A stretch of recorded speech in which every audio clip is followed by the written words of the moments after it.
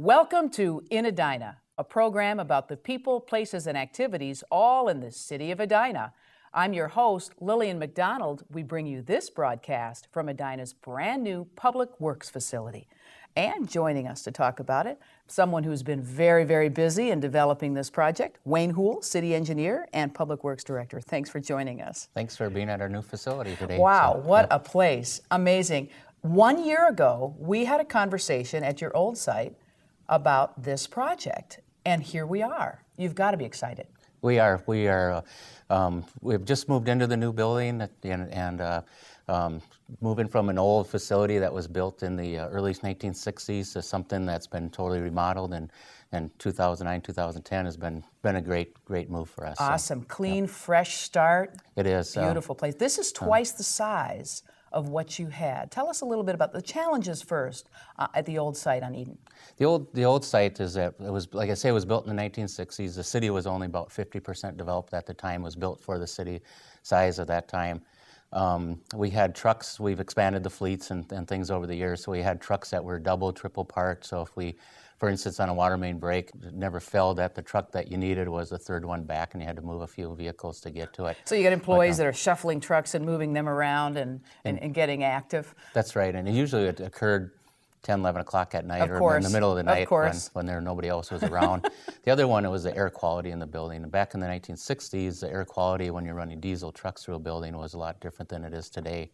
So at the new building, we have makeup air handling units and such that takes care of that, pulls that diesel fumes out of the building, makes it safer for the employees. And that's a nicer place to work. It is, absolutely. And the new building is that we tried to create a space that people really wanted to come to work.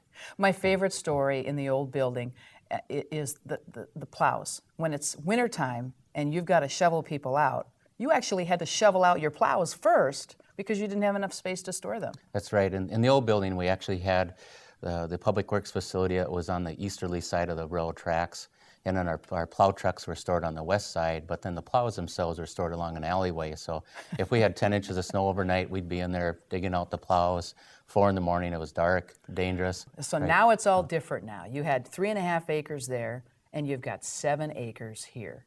And getting everything over here, challenging, but it's here and still doing some nips and tucks, right? Yep. The choreograph of the move, as you can imagine, of moving a public works facility and park maintenance folks down to this facility. And then we also added the engineering group. So just to get everybody into the building at the same time was quite a challenge, but it was very successful. All right, nicely done. Now, let's talk a little bit about the construction over the last year. I still can't believe you got this done in 1 year, but the whole shell of the building was here, right? That's correct. We wanted to keep the shell of the building and the basic layout of the building in place. So what we did was we came in and we gutted everything, right down to the bar joists that held up the roof. Took out most of the floor throughout the building because of the structural capacity of the floor for trucks traveling on it, and then rebuilt it back up from basically the inside out for the most part. And I know you're watching this thing take place every single day over the last year. Were there any surprises? Yeah, there's a few. As any remodeling project you have, there's always surprises when you open up a wall or pull off a floor.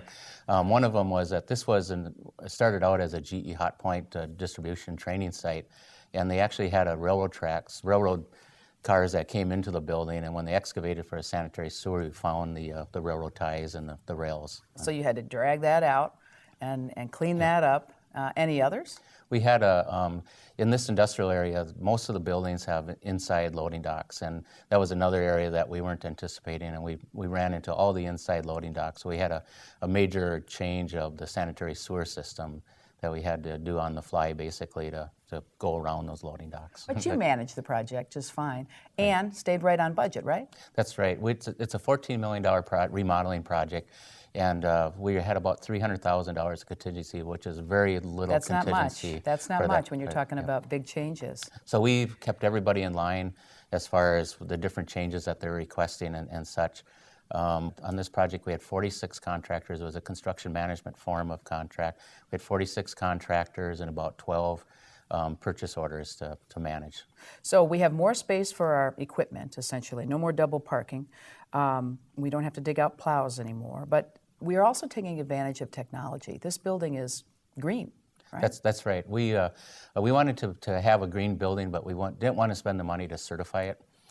So essentially, all the way from the LED parking lot lights to the heating and ventilating of the building, that we use a geothermal system on. Actually, have 2 geothermal systems on the building, to skylights, to solo tubes, even to motion sensors on the lights to turn them off and turn them on. And what's neat about that is that energy that you save actually pays for itself over time, right? Right. We're anticipating that everything that we put into the building has a 10-year payback period. More efficient systems. Wayne, congratulations on a beautiful facility. We should give the address, 7450 Metro Boulevard, right? That's correct. You're going to have an open house? We will have a full open house next spring during National Public Works Week. Wonderful. All right. Congratulations again. Thanks so much. Thank you.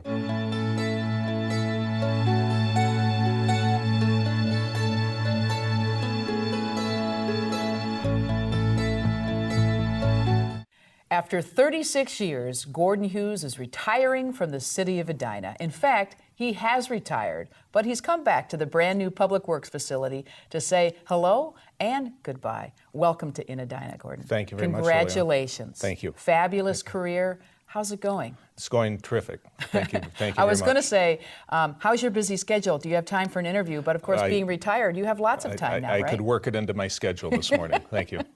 Congratulations again on your retirement. Why retire now? Well, I've been with, as you mentioned, I've been with the city 36 years, and it seemed that this was a good time, both personally and for the city, for the city to transition to a new city manager. A number of the things that I have been interested in and involved with have now been completed, such as our new city hall, fire station, this public works facility, update of the comprehensive plan. And I think if there's something that the Great Recession has given an opportunity for is a little bit of a lull in other things that the city is working on. And that seems to be a good time for a new manager to come in when things are perhaps a little bit less hectic for him or her to get up and running.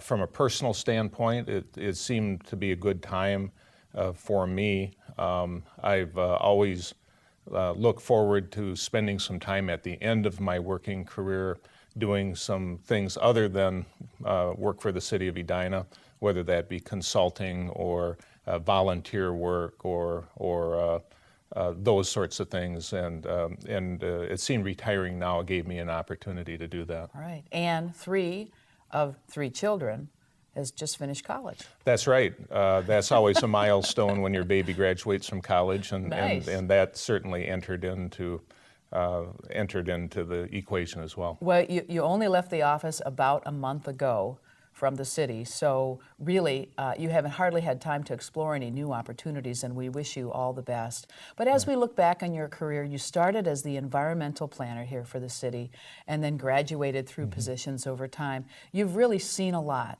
the development of 50th and France, Centennial Park, Edinburgh. I mean, just some fabulous projects and activities that have gone through the years here in the city. Yeah, I've had the good fortune during my career to see, I guess, kind of the end of the suburbanization of Edina, the development of the last remaining vacant land, and then the start of the redevelopment phase of Edina. And that's really provided some exciting opportunities for me. When I started in 1974, the redevelopment of 50th and France was just getting started and was completed then over a number of phases. And then really the last vacant land was developed, so things like Edinburgh and Centennial Lakes, which were kind of cutting-edge mixed-use projects, were underway. At the same time, the sophistication of the city and our organization increased so much. 36 years ago, there was no such thing as a TV program like this. We were still using carbon paper to produce budgets. Oh my gosh. The engineers were using slide rules to design streets. And I've just had the good fortune during my career of just seeing a real increase in the sophistication of what our organization does. So it's fitting for us to be doing this interview in the brand new state-of-the-art Public Works facility. You and many bringing it all together right here in the city of Edina. Another project, another advancement over time, and the people. I mean, let's face it, you've worked with a lot of people through the decades who have made everything happen under your direction. Well, it's been a wonderful organization to work for. I'm on my fourth job, or I've just finished my fourth job with the city. And throughout that period of time, the city has always had the good fortune of attracting good people. My predecessor, Ken Roslin, always said, I want to hire competent people with a twinkle in their eye. And I think that says a lot to his style, and also it's a kind of a philosophy I followed, which is go out, find really good people, but people that can fit in well in the organization and really be part of a team. It's kind of interesting. The work you've done has really kind of come full circle, because back in the 70s, ecology was in, and now it's all about going green. That's right. When I came to the city in '74 as the environmentalist in the planning department, we were in very similar times to where we are now. There was a very heightened awareness of the environment. Ecology was the buzzword. Earth Day, the first Earth Day, had just occurred a couple years earlier. Everybody was doing environmental impact statements. But it was focused more on things like water quality and air quality and loss of habitat, cleaning up the Great Lakes, things like that. Where today the focus is a bit more on carbon footprint, energy consumption, going green, sustainability. So it was really a very similar time when I started, but with a little bit different focus. Gordon, you've seen a lot and you've done a lot. Thank you so much from the residents and staff of the city of Edina, and we wish you all the best of luck. Thanks. And we'll have you back, see how you're doing. I appreciate it. Thank you.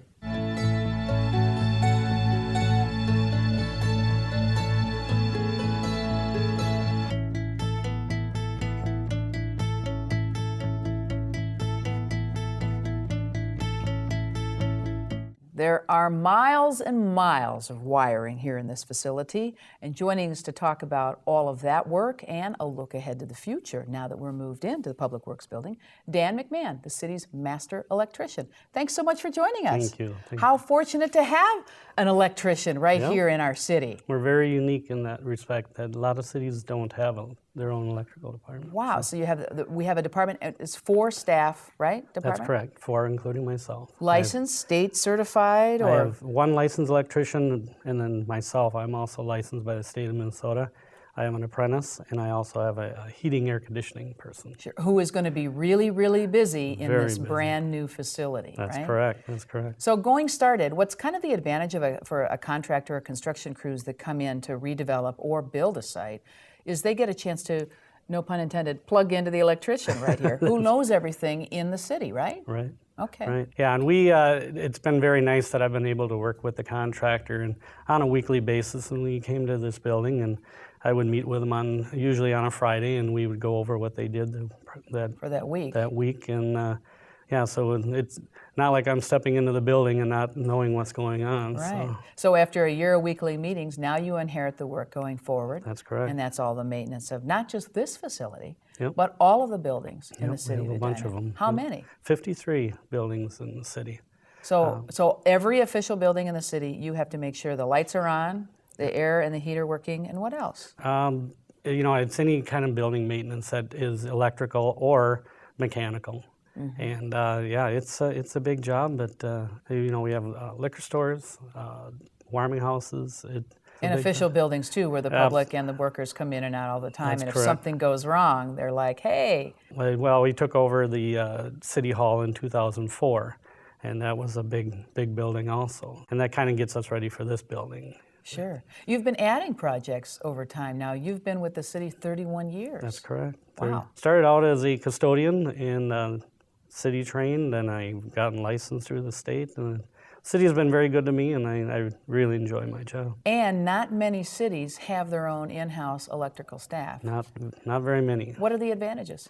Response time is huge, and obviously, the advantage of having me on call for 24 hours a day, and also my staff. So in the middle of the night, when the stoplight goes out, are you Nope. seriously out there working on the light? I've gotten a call one time at 2 o'clock in the morning that the light was out on top of the water tower. And I said, maybe 2 o'clock in the morning isn't the best time to change this, but we'll take care of it in the morning. All right. But I have gotten those calls. So you handle even the water towers. Wow. And the city street lights. And that's kind of interesting, too. How many do we have here that the city maintains versus, I would think that would be somebody else's function. Yeah. Well, we have basically 25 that 13 of those are state-owned that we maintain the mechanicals on it, like the light bulbs and stuff. Okay. And then we also have 12 that we have city-owned that we maintain directly. Everything. And one of our problems, or I shouldn't say problem, one of our challenges going forward is we're going to automate that, and we would like to put those all online, and we'll be able to monitor those With technology. Yep. Wow, Yep. great. So you've seen all kinds of advances, too. Yep. So you're monitoring the stoplights, you're handling the buildings, you're even going up to the water tower to change light bulbs. Yep. Thankfully not in the middle of the night on that call. That's a lot of work for 4 staff members in the city of Edina. We thank you so much for your skill. It's also a savings to our city because we're in-house, right? Absolutely. Right. Absolutely. That's a bonus. Thank you so much, Dan, for your time. Good luck with this building. Thank you.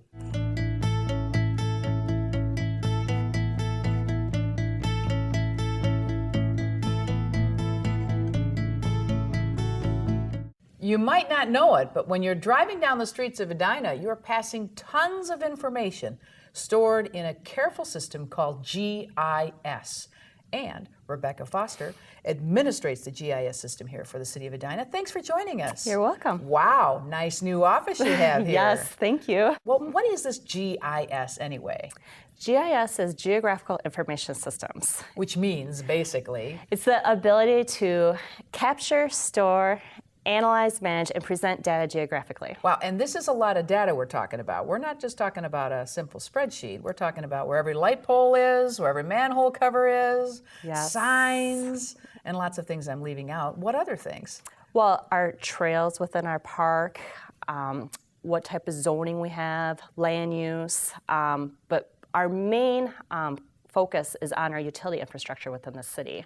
And that's a lot of information above the ground and below the ground. Yes, above the ground we have our signs, our street lights, our hydrants, but below the ground you do have your water main, your storm sewer, your sanitary sewer. Back in the old days, this information was just handed down from, city worker, street worker, for instance, back to the office, maybe recorded in a manual somewhere, but now it's all electronically kept through high sophisticated technology. Yes, before it was just, a note, a piece of paper. Now, and then it'd be hard to go through a filing cabinet And find it. research what happened.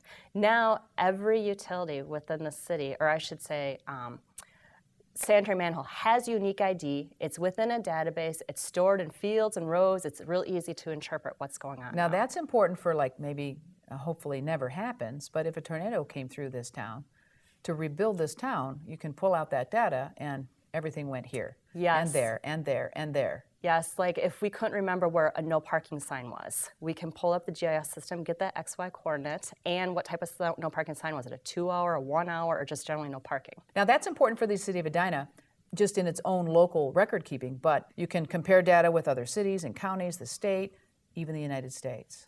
Yes, like currently right now we implemented the U.S. National Grid, which is highly important for our emergency management crew. Mm-hmm. For example, like with the tornado, like you stated, where was that house, because you don't have any street signs, everything's just a pile of rubbish.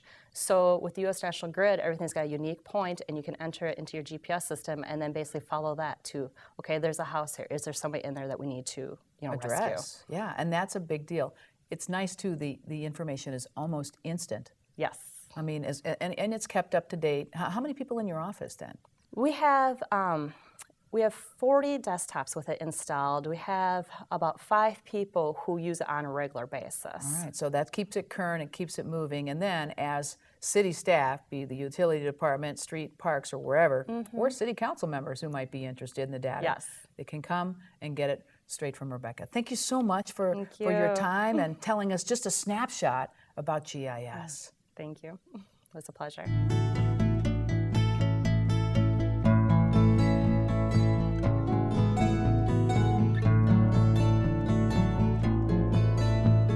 One advantage to the new Public Works building is city engineers and utility workers are now housed under the same roof. And that, believe it or not, can make a difference in how well we work together. And joining us to talk about the impact on those changes is David Gorgon, Utility Coordinator. Welcome. Thanks. Good nice to see you new again. building. Nice It to is. see you. It's very nice. Yeah, you're about a year into your job now. Yeah, about a year and a half now. And so- already into a new facility. What a yeah, deal. Yeah, I came in the right time. Yeah, you did. So you're working now, you have city engineers working side by side with utility coordinators Mm-hmm. like yourself. And water quality can be impacted by some staff efficiencies, right? It can be. Before engineering was up at City Hall, and you had to pick up the phone or physically go up there. They had to come down if you wanted to have a face-to-face. Now it's get up out of your cube and walk down the hallway. And that's nice. And have a conversation about whatever changes or daily operations going on in the city's water system. Correct. How is the city's water system doing? I hear pretty well. Very well. Yes, we're very happy with it. We're currently in a design phase for a new water treatment plant, which will filter 3 wells that are currently not filtered. All the city's water is treated, obviously, but our long-term goal is to filter all of it as well. Wow, that's nice. Mm-hmm. A report just came out just last month, actually, with, Yep. with results of how the city's water quality is. How is it? And what's this report all about? It's called the Consumer Confidence Report. It's required by the Safe Drinking Water Act by the federal government. Every community that has a water supply has to put this out saying, here is your water quality, how it measures up to the primary standards for contaminants. The city has never failed a contaminant hit. We do have trace contaminants and we report those, and we monitor them and test for them. But they're the kind of contaminants that most water supplies have. There's stuff that Yep. we've learned to live with in our drinking Yep. water system. But you test the water daily, We do. right? Where do you go to do all this testing, and what does it involve? We test for both the chlorine and fluoride in our water at all the well sites and water treatment plants, making sure that we're dosing it at the correct level so that we have proper disinfection and fluoride for healthy teeth. Wonderful. Now that is good for humans and good for pets and animals too, but it also makes a difference in the landscape here in the city of Edina, correct? It does. Since we have one large system, we have to treat all the water to a drinking water standard, regardless if it's going down the toilet or out on your lawn making it green. Now we have 18 wells here, We is that do. right? And so you have a crew that goes out every day and conducts these tests, and then of course reports it back for results every single day, so it's monitored and ultimately passes the litmus test in the consumer reports Right. situation. And we're improving our system because we're looking at filtering even more water in the system. Right. What about hard water? That seems to be a common concern of consumers. It is. We get a lot of calls. We do have hard water in the Edina system. Water has a tendency to pick up the attributes of what it passes through. So as we're pumping up through the ground, it picks up normally calcium carbonate, and that contributes to the hardness of the water. But hard water doesn't hurt you, right? No. I found that some people, it doesn't bother them at all. Some people are very bothered by it. So they'll have a home softening unit. What about iron? Sometimes people have iron in their water too, and it changes it to a kind of a rusty color. Yep. Iron comes from 2 places mainly. Some of our wells have higher iron concentrations. We try to sequence those so they don't run as often, but obviously peak times like the summer, we need to use those wells. The other place it comes from is a lot of our water main is made of cast iron, and as the water goes through those pipes Picks up or the may sit in properties. it, picks up Sure. the properties of the iron, exactly. But again, can be treated, not going to hurt you. Correct. And it's another good reason to test the water system. Yep. David, nice work. Congratulations on moving your work into a nice new facility, and all the best to you as we look Thank you. forward to it.